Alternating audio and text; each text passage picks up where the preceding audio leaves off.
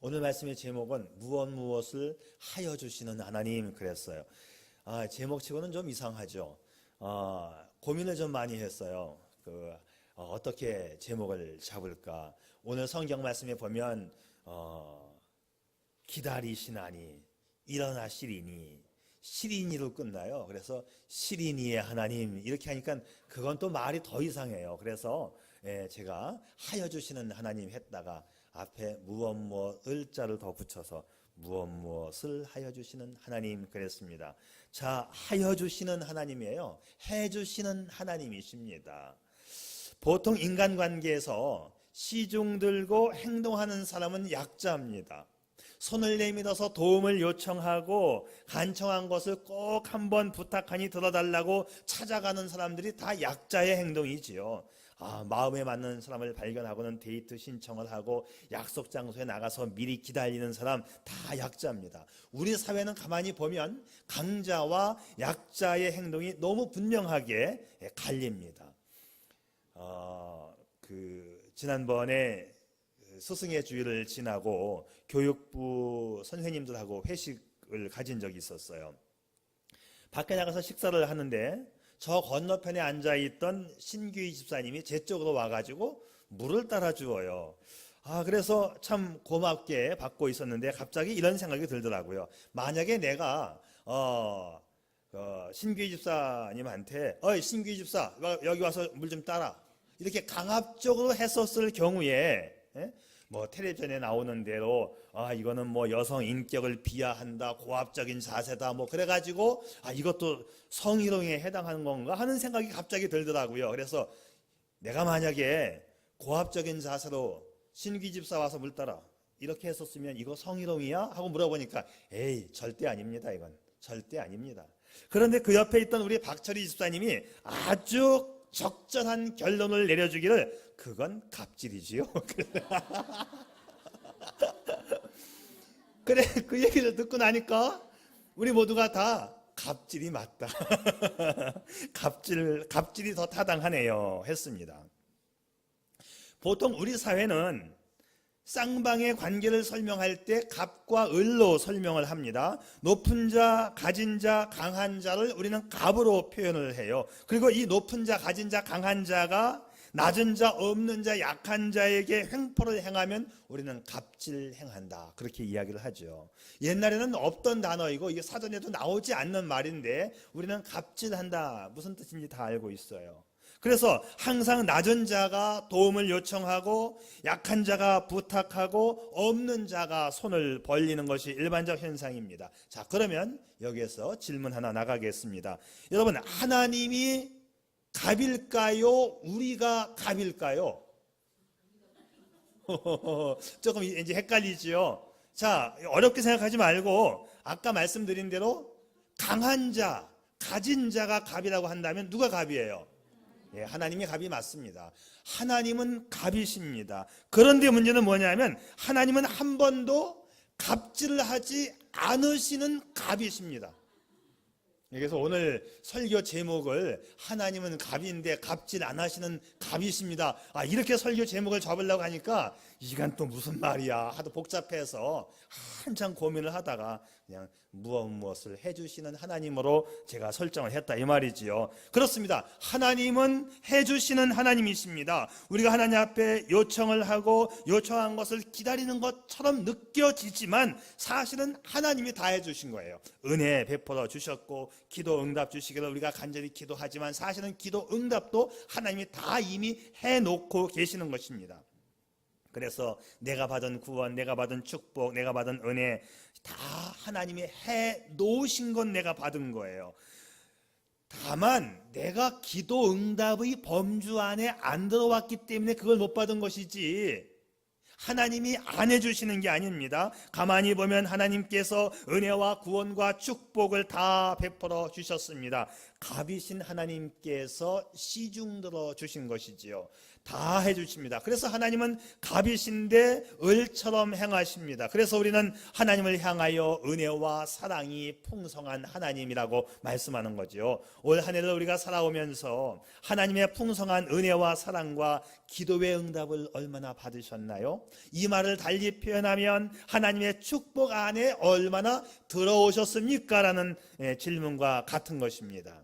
하나님은 우리가 하나님의 기도의 응답 안으로, 축복 안으로 들어오시기를 기다리시는 하나님이십니다. 오늘 본문의 말씀 다시 보면,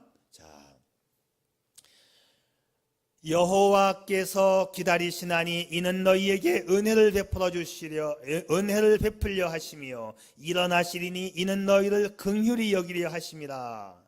19절에 보면 그가 들으실 때에 네게 응답하시리니. 하나님은 갑의 행동을 하지 않으시고 기다려주시고 일어나주시고 응답해 주십니다. 물론 하나님께서 우리에게 요청하는 경우도 있어요. 기도하라, 예배하라, 감사하라, 사랑하라. 많은 경우 하라하라로 끝납니다. 그런데 그 하라하라가 갑질이 아니고 다만 기도를 통해서 받아가라, 예배를 통해서 경험하라, 감사함으로 누려보아라, 사랑함으로 느껴보아라, 그런 뜻이죠. 사랑하는 여러분, 올 한 해 동안 기다려주시고 일어나주시고 응답해주시는 하나님을 얼마나 경험하셨는지요. 오늘 우리에게 베풀어 주시는 하나님의 은혜와 긍휼을 다시 한번 경험하기를 축복합니다.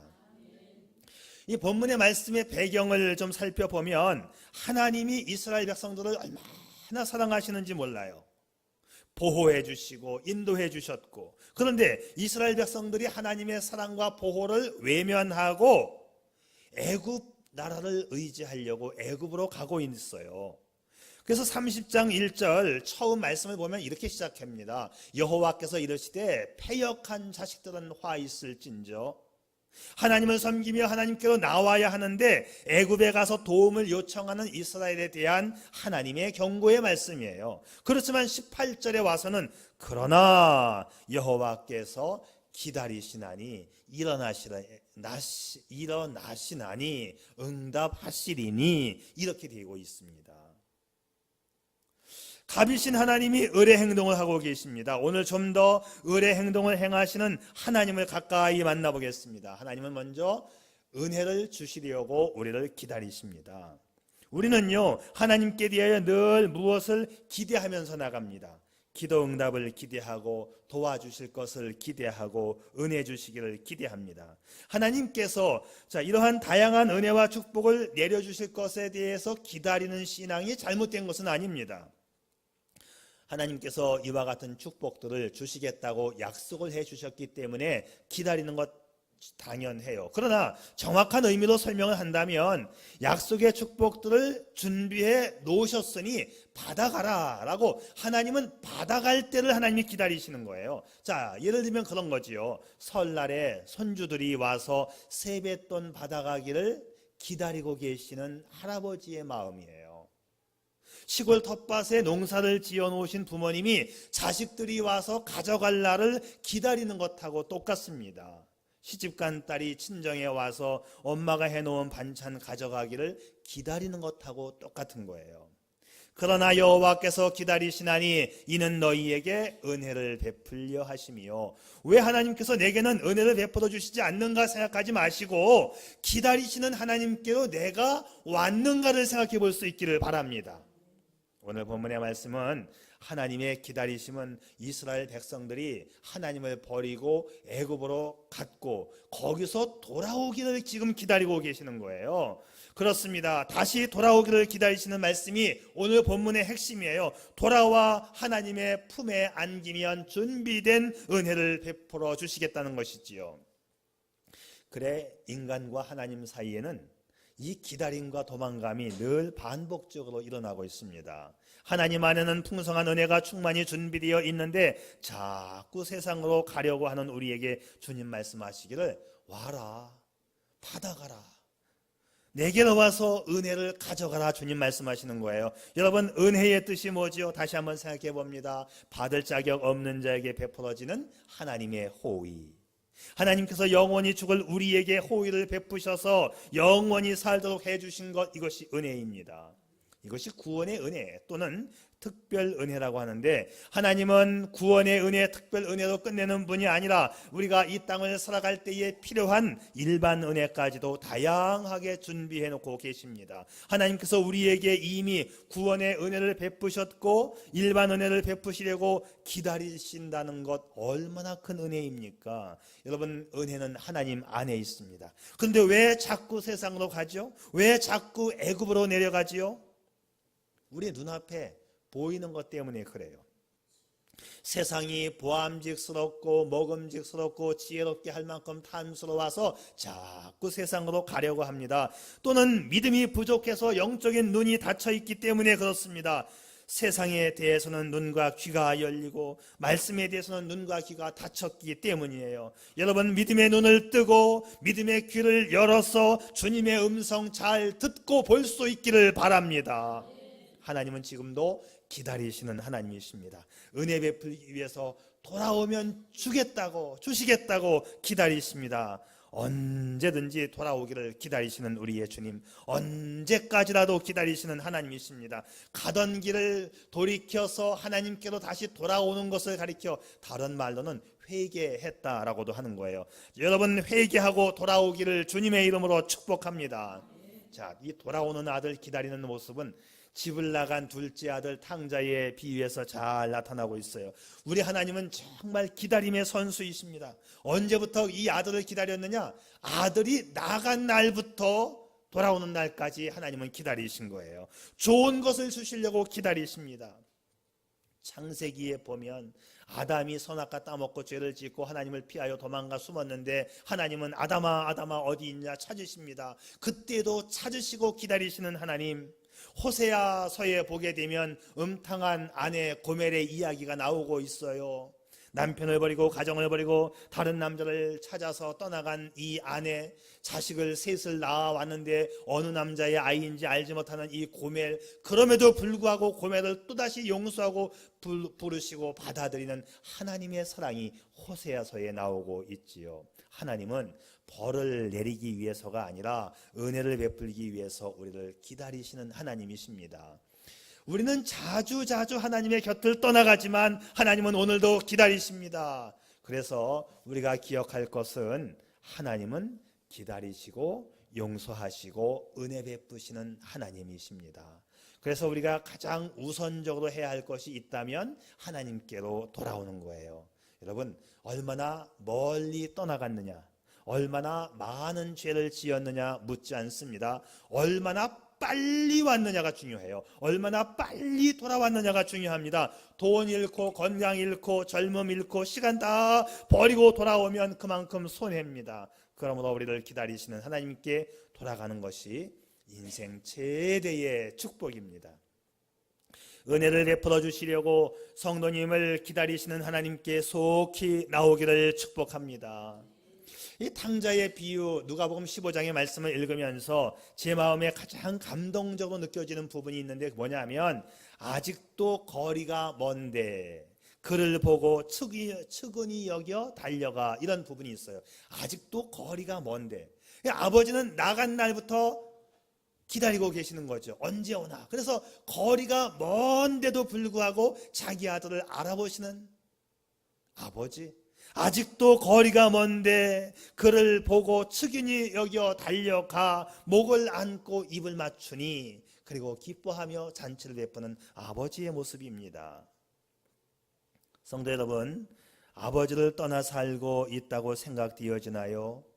기다리시고 은혜 베푸시는 사랑의 아버지께로 돌아오시기를 축복합니다. 두 번째 기억할 것은 긍휼히 여기시고 일어나시는 하나님으로 되어 있어요. 일어나시는 하나님.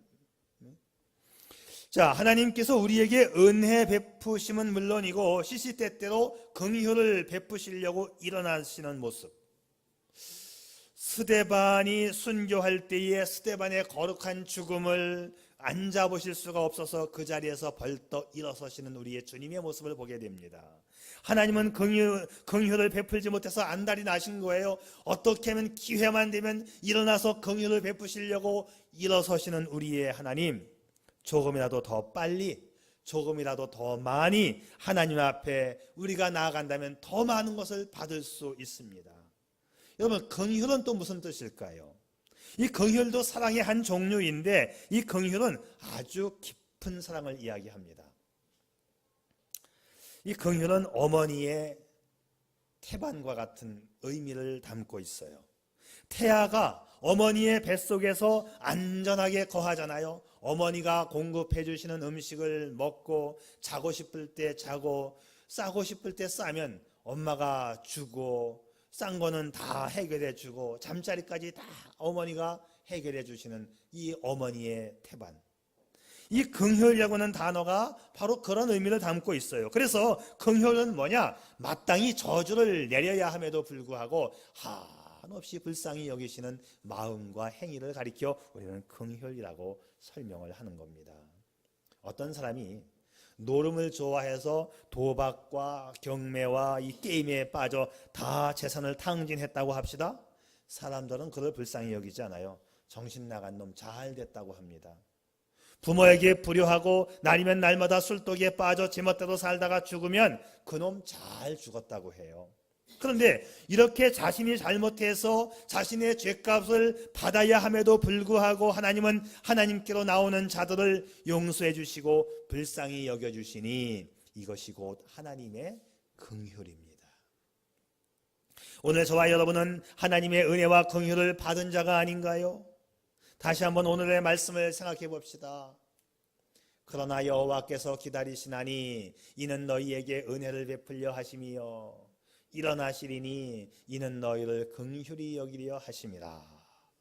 기다려 주심에 이어서 일어나 주시는 하나님을 주목해 보세요. 그것도 마땅히 저주를 받아 지옥 아랫목에 가야 하는데 영원히 행복한 천국으로 끌어올리시는, 벌떡 일어나서 우리에게 긍휼을 베푸시는 하나님을 주목해 보시기 바랍니다. 비슷한 말씀이 출애굽기 33장에도 나와요. 여호와께서 이르시되 내가 내 모든 선한 것을 네 앞으로 지나가게 하고 나는 은혜 베풀 자에게 은혜를 베풀고 긍휼히 여길 자에게 긍휼을 베푸느니라. 은혜 받을 만한 자격도 없었고 긍휼히 여김 받을 가치도 없었는데 은혜 주시고 긍휼히 여기신다는 말씀이에요. 하나님께서 우리를 만나기 위해서 기다려주시고 일어서는 것은요, 우리에게는 아무 노력이나 책임을 안 해도 된다는 말씀은 사실 아니에요. 돌아오기를 기다리니까 돌아와야 되는 것만큼은 우리가 해야 할 일입니다. 하나님께서 우리에게 최소한의 요구는 뭐냐? 다 준비되었으니까 와라, 예배에 참석하라, 기도하라, 감사의 삶을 살라. 이것이 최소한의 요구입니다. 나의 최소한의 노력은 내가 하나님께로 오는 것밖에는 없어요. 오면 주시는 것입니다. 아브라함 링컨 대통령이 즐겨 읽던 성경 구절이 하나 있는데 그분의 그 다 떨어진 성경책 가운데에서도 유난히 손때가 많이 묻어있고 눈물 자국이 많이 묻어있는 성경 구절이 있는데 바로 시편 37편 7절입니다. 여호와 앞에 잠잠하고 참아 기다리라. 여호와 앞에 잠잠하고 참아 기다리라. 아주 귀한 말씀이에요. 링컨은 이 말씀을 수없이 읽고 묵상하고 명상했던 흔적입니다. 하나님의 은혜와 긍휼은 충분히 준비되었지만 우리 쪽에서도 기다려야 돼요. 우리 쪽에서도 하나님 앞에 나가야 됩니다. 하나님께서 나를 만나 주시기로 약속한 그 약속 장소로 나가서 하나님을 만나야 되는 거예요. 바로 그것이 회개입니다. 하나님께로 나아가면 기다리시던 하나님이 벌떡 일어나서 우리를 맞이해 주시고 긍휼을 베풀어 주시는 것이지요. 여러분, 이 하나님의 은혜와 사랑, 자비와 긍휼을 놓치지 않기를 바랍니다. 영원히 여러분의 것으로 만들 수 있기를 축복합니다. 그런데 빨리 나와서 받는 게 좋아요. 실패와 낭패와 실망당한 뒤에 나오지 마시고 좀 더 건강하고 좀 더 의식이 깨어 있을 때 주님 앞에 나올 수 있기를 바랍니다. 신혼 부부가 있었어요. 새신랑이 볼일을 보러 시내로 가는데 새댁이 이번에는 꼭 잊어버리지 말고 찬빛 하나를 사오라고 당부를 해요. 그리고 부엌에 들어가서 다시 일을 보는데 쾅쿵 하고 막 천둥치는 소리가 납니다. 땅이 흔들리고 난리가 났어요. 6.25 사변이 터진 겁니다. 동네 사람들은 아내를 끌고 피난을 가려고 하는데 아내는 남편이 돌아와야 가지, 나는 피난 못 간다고. 이제 인민군이 코앞에 다가왔고 더 기다릴 여유가 없습니다. 남편도 곧 따라올 거니까 빨리 가자고, 빨리 가면 다 피난 가면 거기서 내려가서 만날 수 있다고 하는 옆집 애기 엄마의 손에 끌려서 새댁은 뒤를 다 자꾸 돌아보면서 피난길을 떠났습니다. 그런데 그렇게 떠난 지 60년의 세월이 흘렀어요. 내가 너무 늦게 왔어. 내가 너무 늦게 왔어요. 남편은 아내의 손을 놓지 못하고 계속 눈물을 흘립니다. 괜찮아요. 이제라도 왔으니 괜찮아요. 아내도 같은 말만 되풀이하며 눈물을 흘립니다. 이산가족 상봉 장면의 한 장면이지요. 그때 이산가족들이 만나고 있는 이 만남의 장소에 방송이 나옵니다. 죄송합니다만 상봉 시간이 10분 남았습니다. 상봉 시간이 10분밖에 남지 않았습니다. 방송이 나와요. 그때 북에서 온 남편이 불쑥 뭔가를 내밀었어요. 남측에서 온 아내가 조심스럽게 종이를 풀자 나무로 된 찬빛이 있었어요. 그 빛 때문에 내가 죽을 수가 없었어. 전쟁터에 가면서도 얼른 돌아와서 약속을 지켜야지 하는 생각 때문에 못 죽고 여기까지 왔어. 이제 이 빛이 주인을 찾아갔으니까 북에 가서라도 마음 편히 죽을 수 있겠지. 인간의 약속보다 더 분명하고 더 확실한 하나님께서 당신을 기다리십니다. 당신이 그 약속의 장소로 나오기만 한다면 기다리시던 하나님께서 벌떡 일어나 당신을 맞이해 주시며 약속의 선물을 주십니다. 그러나 우리를 향한 하나님의 기다림은 영원하지는 않습니다. 우리의 생명이 끝나면 그때는 이미 늦었습니다. 그 후에는 하나님의 두려운 심판이 있을 뿐입니다. 하나님이 찾으시는 그때, 하나님의 음성이 들려올 때, 그때가 가장 빠른 때입니다. 어느 목사님이 비행기를 탔어요. 비행기가 기상이 좀 안 좋아가지고 막 흔들리니까 기내 방송이 나옵니다. 승객 여러분께서는 자리에 앉아주시고 안전벨트를 꼭 매주십시오. 그런데 뒤에서 누군가가 자꾸 웃는 소리가 들려요. 자꾸 누군가 웃어요. 그래서 무심코 뒤를 보니까 어떤 젊은 청년이 헤드셋을 머리에 끼고 자기가 녹화해 온 영화를 혼자 보면서 자기 혼자만 웃고 있는 거예요. 모두가 다 긴장을 하고 있는데 자기는 듣지 못했기 때문에 안전대책을 세우지 못하고 계속 영화만을 보면서 키득거리고 웃고 있습니다. 그때 이 목사님 생각에 저 사람하고 나하고는 무엇이 다른가? 저 사람하고 나하고는 듣는 내용이 다르다는 것을 알았어요. 듣는 내용이 다르기 때문에 안전을 준비하고 대책을 세워야 하는데도 불구하고 그는 자기 인생에 심취해서 지금 지옥으로 가고 있는데도 불구하고 자기를 준비하지 못하고 있는 겁니다. 하나님의 음성을 듣지 못하면 똑같아요. 이 비행기 안에서 이 듣지 못해서 이루어진 사건이 저에게도 아주 비슷한 사건이 하나 있었습니다.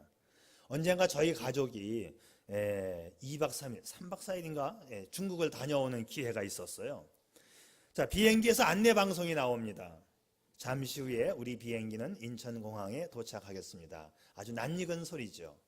잠시 후에 우리 비행기는 인천공항에 도착합니다. 그래서 잠결에 이제 졸다 잘다 하면서 다 왔구나, 이제 내려야지 하고 있는데 아무리 가도 인천공항에 내린다는 말이 안 나와요. 이상하다. 이제 그게 밤으로 오는 비행기였어요. 밤으로 와서 이제 새벽에 도착을 하는 거거든요. 그래서 졸렸고 피곤하죠. 근데 아무래도 비행기가 인천공항에 도착을 안 해요. 이상하다. 근데 잠결에 무슨 방송이 나왔는데 다시 비행기가 중국으로 간다고 하는 소리가 들려오는 거예요. 귀 속에. 그래서 일어나가지고 두리번 우리 식구들이 이제 형남이, 예림이 제가 이렇게 있는데 형남이가 눈 뜨고 있길래 형남아 이거 무슨 방송이 지금 나왔지? 그랬더니 형남이가 하는 말이 응 아빠 지금 이 비행기가 인천공항에 착륙을 못하고 상하이 푸동공항으로 가고 있대. 그래 나도 지금 어렴풋이 그렇게 들었는데 지금 이게 왜 그러냐 이게 지금.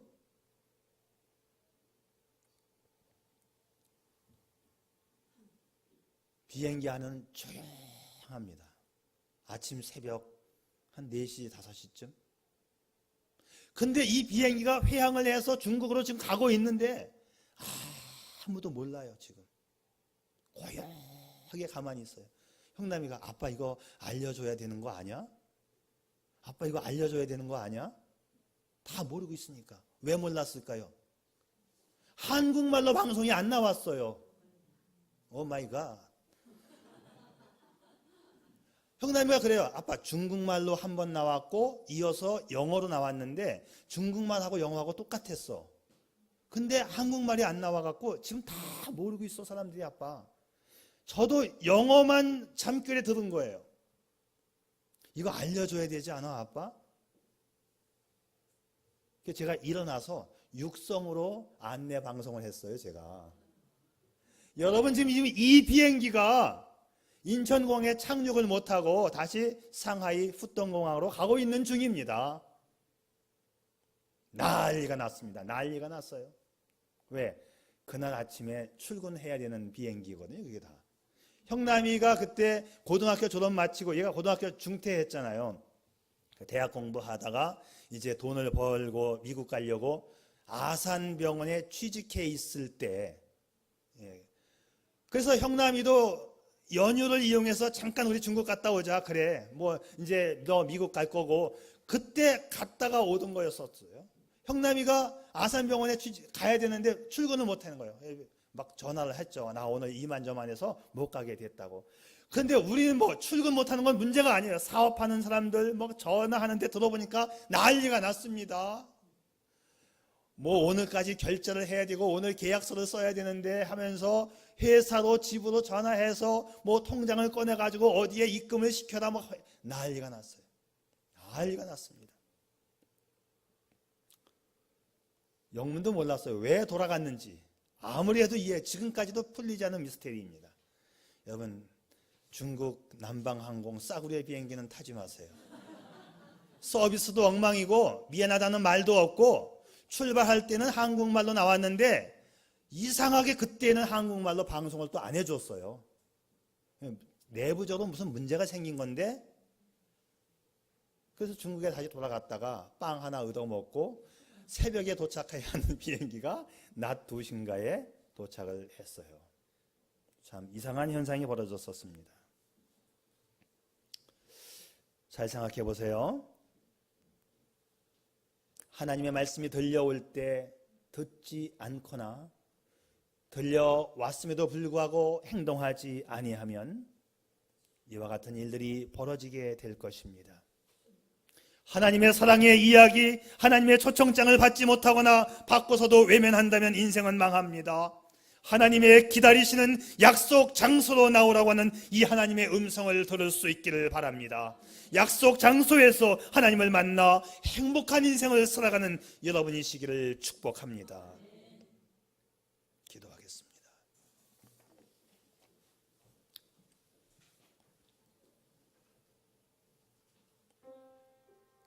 하나님은 오늘도 변함없이 당신을 부르십니다. 하나님의 약속한 그 약속의 장소로 나오라고 부르십니다. 가장 지혜롭고 가장 복된 인생이 무엇일까요? 더 이상 하나님을 기다리게 하지 않는 것, 더 이상 하나님과 맺은 약속을 깨뜨리지 않는 것, 너무 늦어지지 않도록 더 늦기 전에 주님께로 나아가는 것, 그것이 복된 인생입니다. 하나님께서는 자신의 사랑을 거절하는 사람들도 포기하지 않고 사랑의 메시지를 보내십니다. 커다란 선물 보따리를 다 준비해 놓으시고 기다리시는 하나님, 일어나 맞아주시는 하나님, 그 하나님의 내민 손을 어서 잡고 예수님 믿으시기 바랍니다. 당신 인생의 진정한 행복이 그때부터 시작이 될 거예요. 모든 행복은 하나님 안에 있습니다. 하나님을 만나고 다시 새 인생을 사시는 축복의 주인공이 당신이기를 축복합니다. 나 같은 죄인을 살리기 위하여 십자가에서 죽으시고 구원의 길을 예비하시고 오늘도 최상의 삶을 안겨주시기 위하여 부르시는 주님 감사합니다. 언제나 깨어있는 신앙으로 주님 바라보게 하시고 내 신장의 고동이 멎는 날까지 주께서 맡긴 사명을 따라 복된 삶을 살아가는 인생 되게 해 주옵소서. 예수님의 이름으로 기도드리옵나이다. 아멘. 네, 이어서